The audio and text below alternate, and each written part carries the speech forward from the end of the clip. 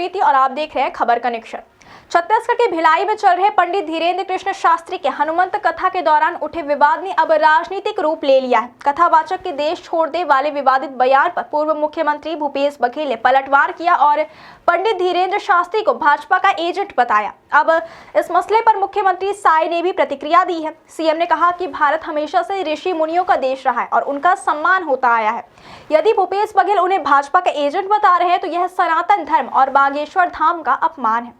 उन्होंने स्पष्ट किया कि जनता इस पर निर्णय करेगी। भूपेश बघेल ने कहा था कि धीरेन्द्र शास्त्री अंधविश्वास फैलाते हैं। इस पर कथावाचक ने पलटवार करते हुए कहा कि हिंदू समाज को जोड़ना अंधविश्वास है तो ऐसे लोग देश छोड़ दे। इसके बाद भूपेश बघेल ने कहा कि धीरेन्द्र शास्त्री धार्मिक आयोजनों की आड़ में पैसा बटोरने आते हैं और व्यवहार में भाजपा के एजेंट की तरह काम कर रहे हैं।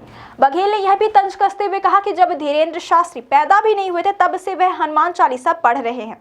बघेल ने छत्तीसगढ़ की आध्यात्मिक परंपरा और कबीर साहिब व गुरु घासीदास के विचारों का हवाला देते हुए कहा कि बाहरी व्यक्ति से सीखने की कोई जरूरत नहीं है। विवाद सिर्फ बयान तक सीमित नहीं रहा। बागेश्वर बाबा का एक वीडियो सोशल मीडिया पर वायरल हुआ जिसमें वे पत्रकारों से विवादित ढंग से बातचीत करते नजर आए।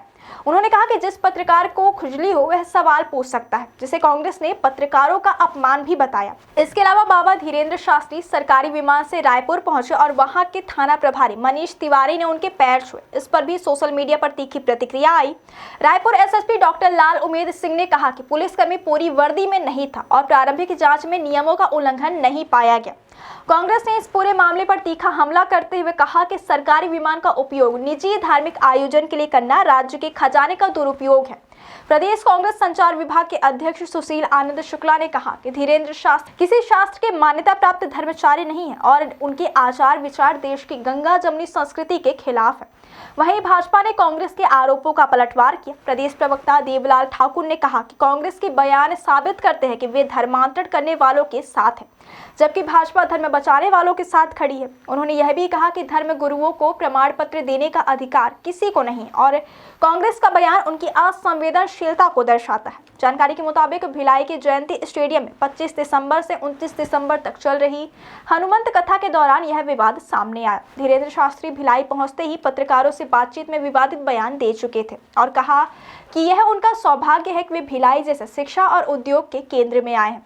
सोशल मीडिया पर इस पूरे मामले ने जोर पकड़ा है। लोग सरकारी विमान के इस्तेमाल, पुलिसकर्मी का पैर छूना और कथावाचक के विवादित बयान पर अलग अलग प्रतिक्रियाएं दे रहे हैं। कुछ लोग इसे धार्मिक और सांस्कृतिक मान्यताओं का सम्मान बताते हैं तो कुछ इसे सरकारी संस्थाओं का दुरुपयोग और सत्ता संरक्षण में घमंड के रूप में देख रहे हैं। इस पूरे विवाद ने छत्तीसगढ़ की राजनीति और धार्मिक आयोजनों के बीच सत्ता, आस्था और सामाजिक नैतिकता के मुद्दों को उजागर कर दिया है। भूपेश बघेल और कांग्रेस की ओर से उठाए गए सवालों ने यह स्पष्ट हो गया है कि निजी धार्मिक आयोजनों में सरकारी संसाधनों का उपयोग संवैधानिक रूप से विवादास्पद माना जा रहा है। वहीं भाजपा ने इस पर पलटवार करते हुए अपनी राजनीतिक और धार्मिक आधार पर सफाई दी है। इस प्रकार भिलाई में धीरेन्द्र शास्त्री की हनुमंत कथा से जुड़े विवाद ने न केवल राजनीतिक बहस को जन्म दे दिया है बल्कि मीडिया, सोशल मीडिया और जनता के बीच भी गहन चर्चा का विषय बन गया है।